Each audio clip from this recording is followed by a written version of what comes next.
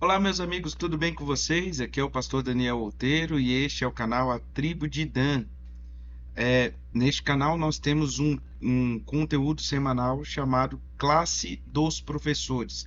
E na classe dos professores nós estudamos a Bíblia através do tema proposto pela lição da escola sabatina. E o tema deste trimestre, né? A cada 3 meses esse tema muda, mas o tema deste trimestre é crescendo no nosso relacionamento com Deus. E o dessa semana é a oração na prática. Começamos um estudo sobre oração e vimos alguns exemplos de oração na lição anterior, no estudo anterior da semana passada. E nesta semana nós estudamos aqui os exemplos da prática. A lição da escola sabatina ela é estruturada com um estudo, uma questão bíblica diária. Então, todos os dias você pode se aprofundar um pouco mais naquele tema daquela semana que ela tem proposto. E é, você que gosta desse tipo de conteúdo, você que gosta de conteúdo bíblico, você que gosta de conteúdo sobre as escrituras sagradas, curta, comente, compartilhe e mande para os seus amigos aí, para que eles também conheçam um pouco mais deste conteúdo. Também inscreva-se nesse canal para você receber aí toda vez que for lançado um novo conteúdo. De tempos em tempos, nós temos aí novos conteúdos. Então, fique atento, porque pode ser que em algum momento eu faça algum tipo de conteúdo diário por algum tempo e depois eu volto aos conteúdos semanais, tá bom? Bom, nós estamos falando sobre a oração na prática e o texto principal dessa semana está no livro dos Salmos, seria o Salmo 62, verso 8. Confie nele em todo o tempo, ó povo, derrame diante dele o seu coração. Deus é nosso refúgio. Eu já falei para vocês que a oração é abrir o coração a Deus como a um amigo. E muitas vezes nós temos ali algo como se fosse um amuleto, repetindo certas palavras como se fosse um mantra para poder receber de Deus as bênçãos. É lógico que se a oração é feita de coração e não apenas algo automático, você recebe bênçãos mesmo que tenha palavras repetidas, mesmo que seja a oração do Pai Nosso repetida continuamente. Mas mas se não for de coração sincero, se for apenas para cumprir um protocolo, apenas para marcar no checklist da vida espiritual, hoje eu orei, então a oração ela não vai ter significado algum. Ela não vai ter significado algum. A busca sincera por Deus é o que conta. E por mais que eu não saiba me expressar, e talvez essa seja a questão mais importante sobre a oração, eu não sei me expressar adequadamente diante de Deus. E mesmo que eu tivesse toda a eloquência do mundo, tivesse toda a capacidade de expressar a minha voz diante de Deus, ainda assim seria insuficiente e ofensivo aos ouvidos do nosso Senhor. Portanto, a oração ela precisa ser é, traduzida. E a Bíblia nos diz que o Espírito Santo traduz as nossas orações e ela chega ao Senhor como ela deveria chegar. Então, se você fala assim, mas eu não sei orar, ore de coração sincero a Deus, que o Espírito Santo vai traduzir a sua oração de uma forma que seja agradável a Deus, porque por mais eloquente que você seja, por melhores palavras que você use, ainda assim a sua oração é ofensiva. Então é necessário que o Espírito traduza a sua oração. Bom, no livro dos Reis, nós temos uma oração feita por Elias, e aqui essa oração, acho que o mais importante é a forma como Deus responde à oração, a forma como ele fala em relação à oração de Elias. E isso está no livro dos Reis, capítulo 19, primeiro livro dos Reis, capítulo 19, a partir do verso Mas nós não vamos ler tudo que está lá, não. Nós vamos ler ali alguns pontos, a oração, e vamos ver ali como Deus responde à oração. Então, capítulo 19, a partir do verso 1, Elias tinha acabado de vencer os profetas de Baal. Jezabel então manda um comunicado falando que vai matar Elias. Elias foge então, e aí quando ele para descansar, ele levanta uma oração a Deus e ele fala assim: Olha, Senhor, era melhor eu morrer, era melhor eu perder a minha vida, né? Eu gostaria de morrer, porque para mim já deu. Agora, para minha cabeça, já deu. Então ele responde assim, ó, a oração dele é: Basta, Senhor. Tá no verso 4, finalzinho do verso 4. Basta, Senhor. Tira a minha vida, porque eu não sou melhor do que meus pais. Então, basta, Senhor. Acabou. Para mim já deu, já tá bom, já fiz o que eu tinha que fazer, então tira a minha vida. A resposta de Deus primeiro foi enviando um anjo e levando comida para Elias, para ele se fortalecer. Depois, Deus manda Elias ir fazer uma grande viagem. Então, ele vai e faz uma viagem de 40 dias até o Monte Horebe. E aí, Deus então vai se manifestar é, no, ali para Elias. Mas olha que interessante, a partir do verso 11, você vai ver o seguinte, que o Senhor manda Elias sair, e aí ele está tendo um grande vento. E a Bíblia fala assim, ó, no verso 11: E um grande vento forte fendia os montes e quebrava as rochas diante do Senhor. Mas o Senhor não estava no vento. Depois do vento houve um terremoto, mas o Senhor não estava no terremoto. Depois do terremoto, verso 12, veio um fogo, mas o Senhor não estava no fogo. E depois do fogo veio o som suave de sussurro. Quando Elias ouviu, cobriu o rosto com um manto, saiu, pôs-se à entrada da caverna. Eis que veio a voz e lhe disse: O que você está fazendo aqui, Elias? Então, a, a, a resposta de Deus é interessante porque antigamente Deus se manifestou em uma montanha também para o povo de Israel. E quando Deus se manifesta na montanha para o povo de Israel, Deus se manifesta com fogo, com raios, trovões e nuvens, ali é um grande espetáculo que o povo de Israel assiste quando Deus se manifesta. Por quê? Porque aquele povo necessitava de uma apresentação de um Deus desta forma. Era um povo que só conhecia a força, a imposição, o poder. Ele não era um povo que conhecia a suavidade. Ele precisava de um Deus que se impusesse pela força. E Deus se manifesta dessa forma. Agora, Elias está num momento de fragilidade emocional, psicológica, e ele precisa de um Deus que se demonstre, um Deus que abraça, que acolhe, que chegue perto dele e mostre para ele que esse Deus está ali do lado dele para cuidar das suas feridas, tanto físicas quanto emocionais. E Deus então responde à oração de Elias falando assim: Eu sou o mesmo Deus do vento forte, eu sou o mesmo Deus do fogo, eu sou o mesmo Deus do terremoto, mas eu também sou o Deus que se manifesta de maneira suave, cuidadosa, que cuida dos seus filhos como se eles fossem quebrar, com todo cuidado para mantê-los, para na sua fragilidade eles não se quebrem. Esse é o Deus.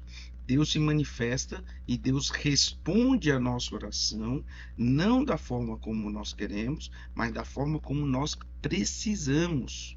E esse é o grande ponto da resposta de Deus às orações.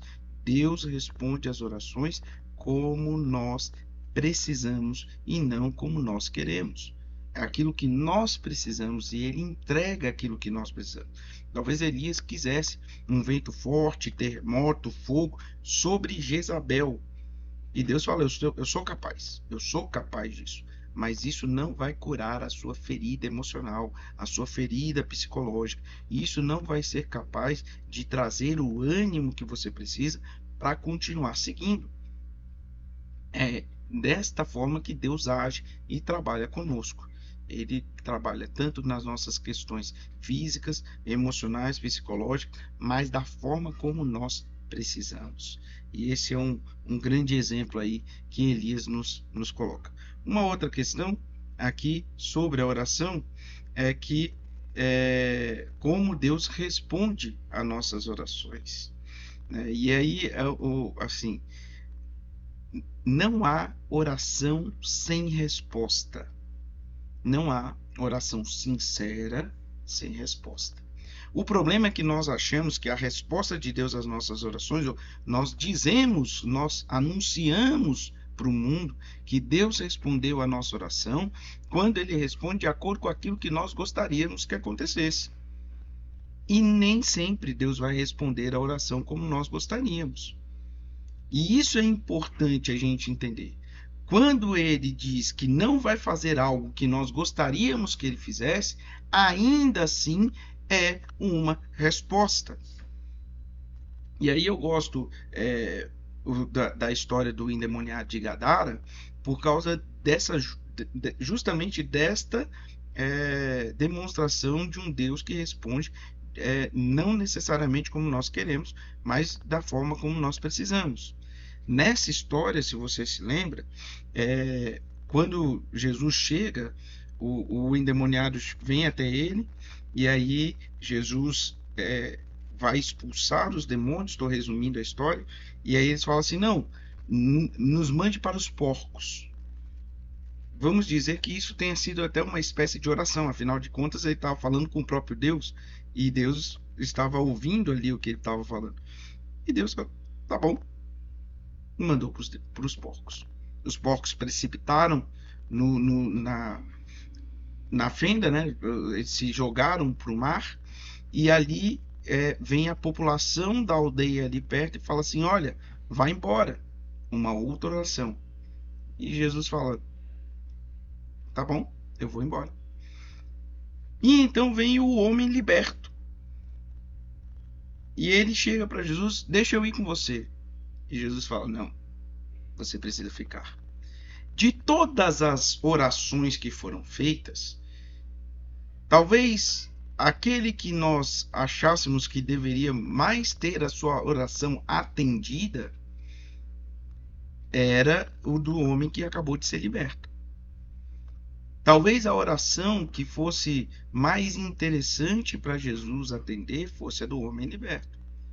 Porque para que ele vai atender a um pedido dos demônios? Para que ele vai atender um pedido de expulsá-lo da região onde ele está? Para que? Mas por que não atender ao pedido de alguém que queria estar junto dele? E ele atende os outros pedidos que logicamente pareciam ser os pedidos mais fáceis de serem rejeitados e rejeita o pedido que parece ser mais fácil de ser aceitado. E a gente precisa compreender que Deus está enxergando além, muito além do que nós conseguimos enxergar. Portanto, o não de Deus é também uma resposta. Porque Deus, como eu disse no estudo anterior, Deus não é o gênio da lâmpada para fazer todas as nossas vontades. Deus, ele atende às nossas necessidades e responde positivamente aquilo que nós passamos, pedimos, de acordo com a vontade dele. Portanto, a oração sincera nunca fica sem resposta. Às vezes, a resposta não é a que nós gostaríamos que ele nos desse. Tá? E aí, continuando, nós temos o famoso momento em que Jesus ensina os discípulos a orar. O texto mais famoso dessa história, né? Nós temos essa história nos 3 evangelhos sinóticos, mas o texto mais famoso está em Mateus, no capítulo 6. Então vamos lá para Mateus, Evangelho de Mateus, no capítulo 6. Mateus, capítulo 6. E aí Jesus ensinando a orar, né? Primeiro ele fala que a oração não precisa ser para todo mundo ver, tá? Isso aqui é um conceito básico. Oração é essencialmente, é claro que existe a oração pública, mas ela está dentro de um contexto de liturgia, de culto, né? Um contexto de adoração pública, em que todos sabem que a oração vai acontecer. Mas a oração, ela acontece principalmente num aspecto individual.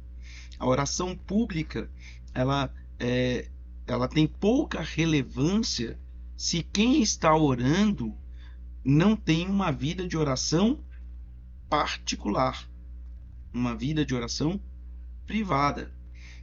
Esse é um primeiro ponto, tá bom?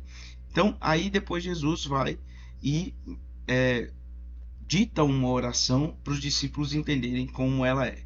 Ele fala assim a partir do verso 9: Portanto, oreis assim: Pai nosso que estás no céu, santificado seja o teu nome. Venha o teu reino, seja feita a tua vontade, assim na terra como no céu.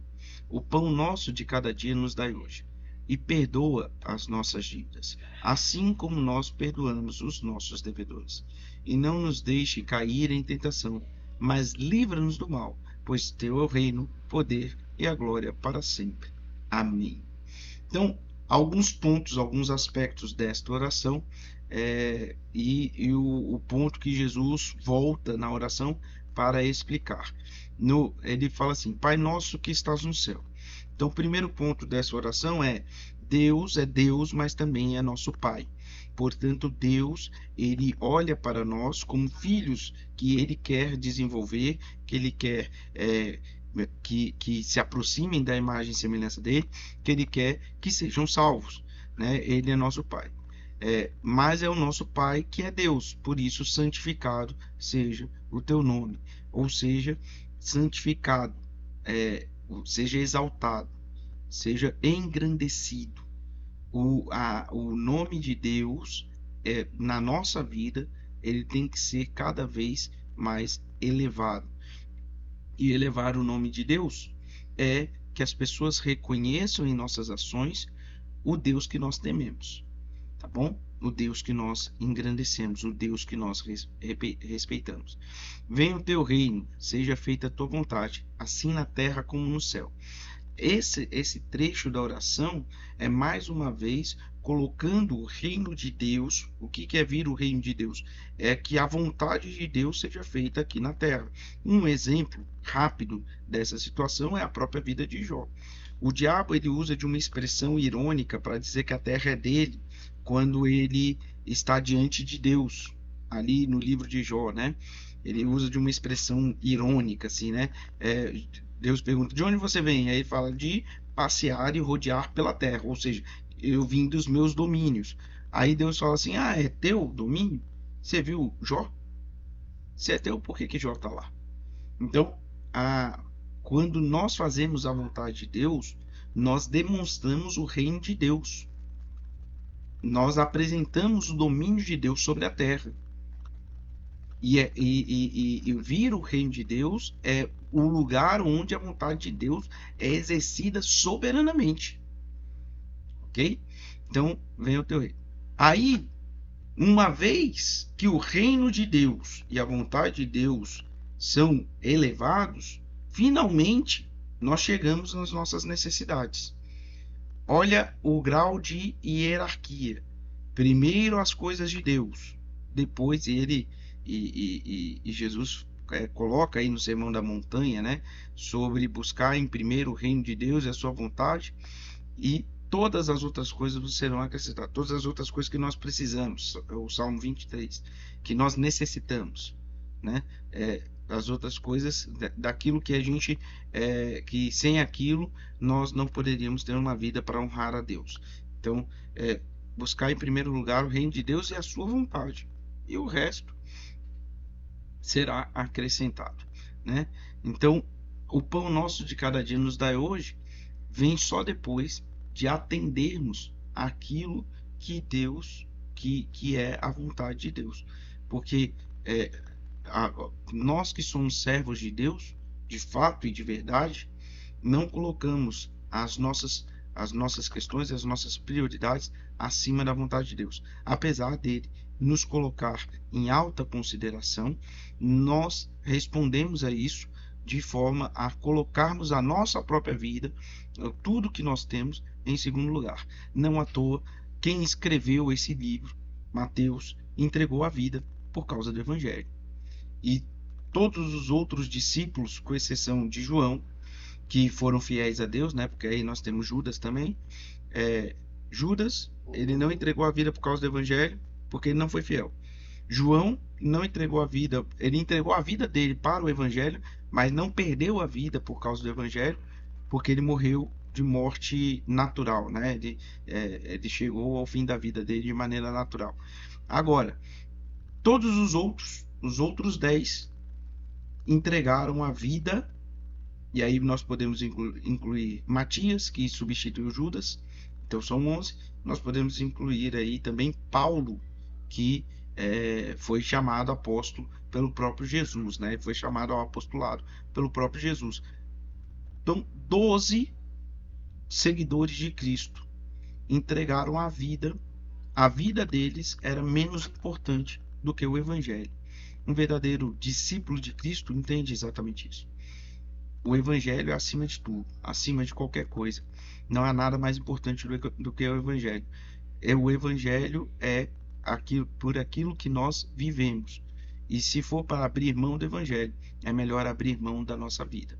Porque abrir mão do Evangelho é abrir mão de querer estar ao lado do nosso Deus, do nosso Senhor e Salvador Jesus Cristo. Por isso não abrimos mão do Evangelho. A oração do Pai Nosso coloca isso tudo em perspectiva, colocando a nossa necessidade depois daquilo que é a vontade de Deus. E aí, a questão talvez que Jesus tenha procurado dar mais significado dentro dessa oração: perdoa as nossas dívidas, assim como nós também perdoamos os nossos devedores. Lá na parábola do servo devedor, Jesus demonstra que qualquer ofensa, pensa na pior coisa que um ser humano pode fazer ao outro, ainda é menor do que a ofensa que a humanidade cometeu contra Deus. E Deus, muito, mas muito menor. Assim, é diferença de milhão para bilhão. Entendeu?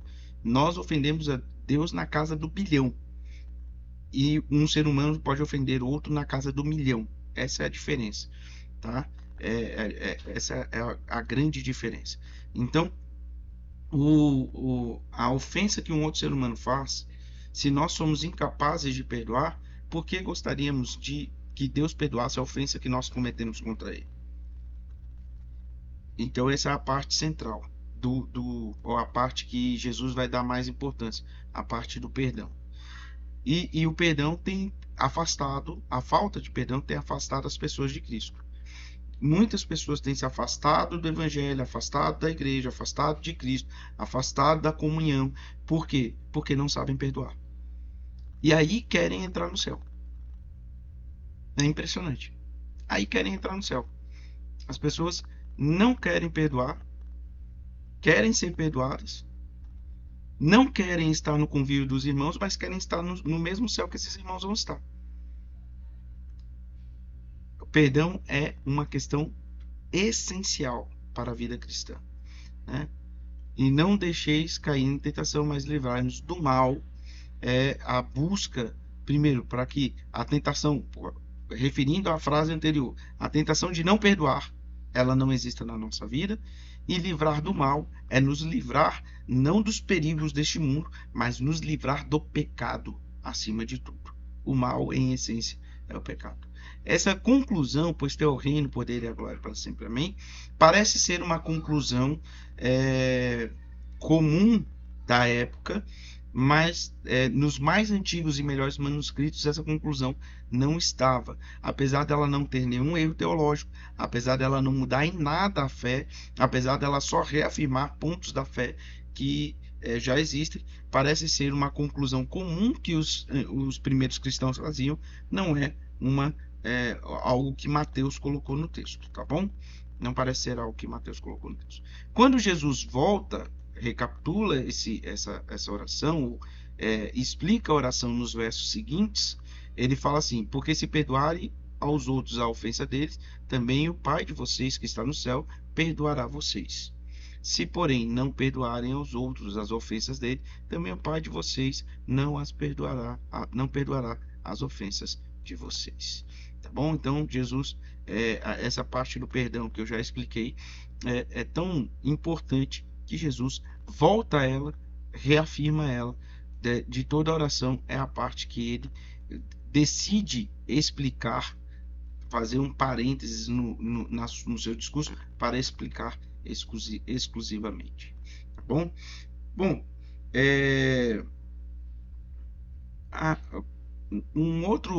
uma outra pessoa que fez uma oração modelo para nós é a oração do profeta Daniel. Isso está em Daniel capítulo 9, verso 4 a 19. É uma oração longa, com muitas nuances, que daria ali para fazer um sermão inteiro só sobre essa oração. Mas por que Daniel ora? Nós falamos na semana passada sobre o Daniel que foi para a cova dos leões, que preferia ir para a cova dos leões do que não poder orar a Deus. Essa oração do capítulo 9 é no mesmo período de tempo em que o Daniel foi para a cova dos leões. Ou seja, foi nesta época, por causa desse tipo de oração, da oração do capítulo 9, que Daniel foi para a cova dos leões. O que tinha nessa oração? Daniel está angustiado para que o povo de Israel volte para a sua terra, que o reino de Israel seja restaurado. Ele entende pelas profecias do profeta Jeremias que o período para o retorno de Israel havia chegado. Daniel já estava há 68 anos, mais ou menos, lá na Babilônia, e a profecia era de 70 anos. Portanto, o período estava bem próximo.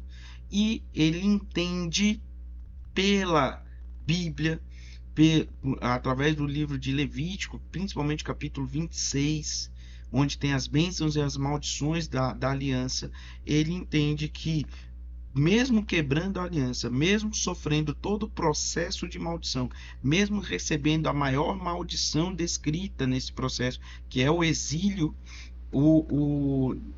agora Deus estava disposto a restaurar Israel e perdoar Israel e trazer de volta Israel. Isso tudo está em Levítico capítulo 26. Deus estava disposto. Então, a oração de Daniel não é de um desejo puro e simples dele, mas é com base na palavra de Deus, é com base nas promessas de Deus, é com base naquilo que a Bíblia apresenta que é a vontade de Deus. Então, o aspecto talvez mais relevante dessa oração é que a fé de Daniel não é baseada naquilo que ele estava sentindo, vendo, ou aquilo que ele estava, ou aquilo que ele achava que deveria acontecer. A fé de Daniel não é num sentimento positivo de que as coisas mudariam e melhorariam para o povo de Israel. A fé de Daniel é com base na palavra de Deus. E a partir desta fé, Daniel ora para que as promessas de Deus se cumpram de acordo com a vontade de Deus. É esse o sentido da oração. A oração, ela tem todos os aspectos que foram exigidos em Levítico capítulo 26, e as nossas orações deveriam ser mais pautadas na palavra de Deus, mais pautadas nas promessas de Deus e menos pautadas naquilo que nós sentimos e queremos, né? Então ela tem confissão e perdão, que era uma exigência. Se vocês reconhecerem que vocês fizeram mal, reconhecerem que o castigo que eu dei a vocês é benéfico, e vocês orarem confessando seus pecados. Depois da confissão, Daniel faz o seu pedido a Deus, né? E por último, ele dá ação de graças, porque Deus é bom, e por amor, aí Daniel fala assim, por amor do seu nome, faça. E lá em Levítico capítulo 26, Deus fala assim, eu vou fazer por amor de vocês. Então Daniel faz um jogo ali, né? É por amor do seu nome, porque isso aqui é promessa sua. Aí Deus fala, não, mas eu não vou fazer por amor do meu nome, eu vou fazer por amor a vocês. E Deus faz por amor a nós. Aqui é uma grande questão. Algumas pessoas acham que tem que se penitenciar para receber as bênçãos de Deus. Algumas pessoas acham que tem que a sua demonstração de fidelidade é que vai garantir a si mesmo as bênçãos de Deus. E isso não é verdade. É o que move o coração de Deus, o que faz com que o céu se mova em socorro aos filhos de Deus aqui na terra, não é a nossa grande fidelidade, porque a nossa fidelidade é trapo de imundícia diante das ações de fidelidade dos anjos, por exemplo, tá? As nossas ações não são nada, são imperfeitas, mesmo a gente tentando ser fiel. Também a nossa penitência nunca conseguiria fazer com que fôssemos justificados diante de Deus. Ah, ele pagou o preço. Não, não tem como a gente pagar preço de absolutamente nada. Portanto, aqui é o grande ponto dessa oração, é a própria confiança na palavra de Deus, porque Deus disse que ia fazer, e por causa da nossa necessidade. Qual é o único argumento que move o coração de Deus? A nossa necessidade. Senhor, nós precisamos. E se precisamos de fato, ele vai tratar de cuidar para fazer. Tá? Algumas estruturas aqui que foram deixadas só para você entender, né? Ou algumas perguntas que a gente vai responder de maneira bem breve e encerrar aqui essa reflexão de hoje, né? Por que orar se Deus já sabe?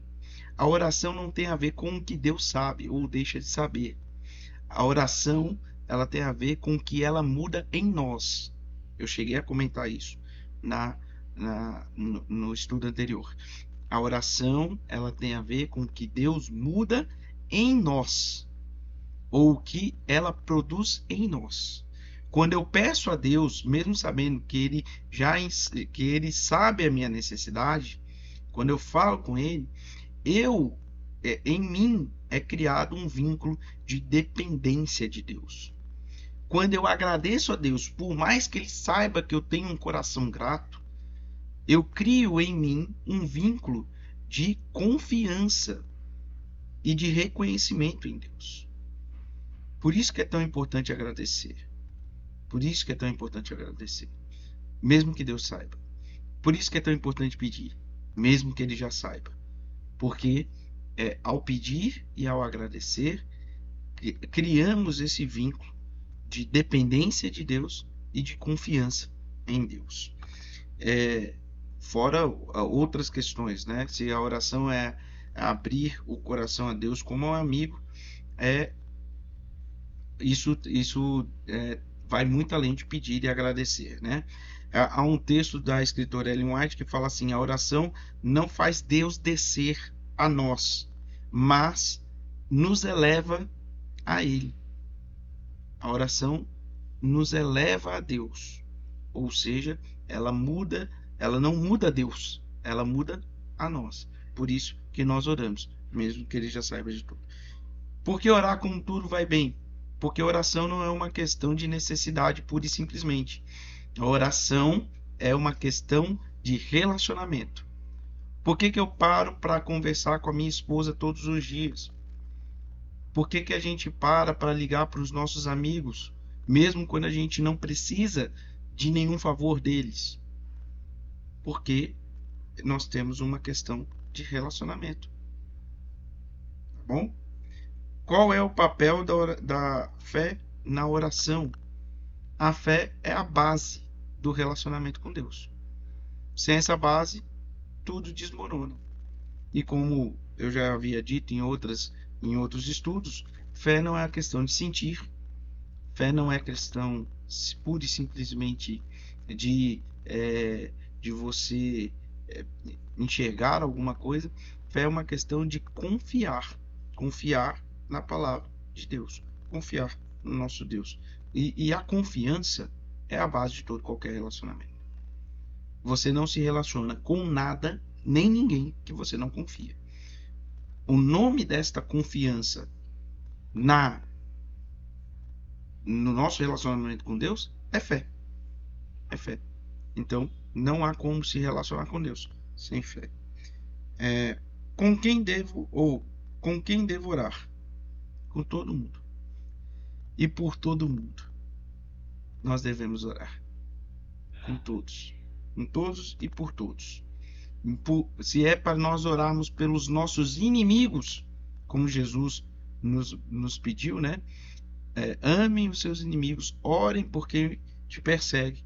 Está em Mateus capítulo 5, no Sermão do Monte, mesmo sermão que ele ensinou a orar. Nós devemos orar com todos e por todos. E por último, como devo ouvir? Como devo ouvir?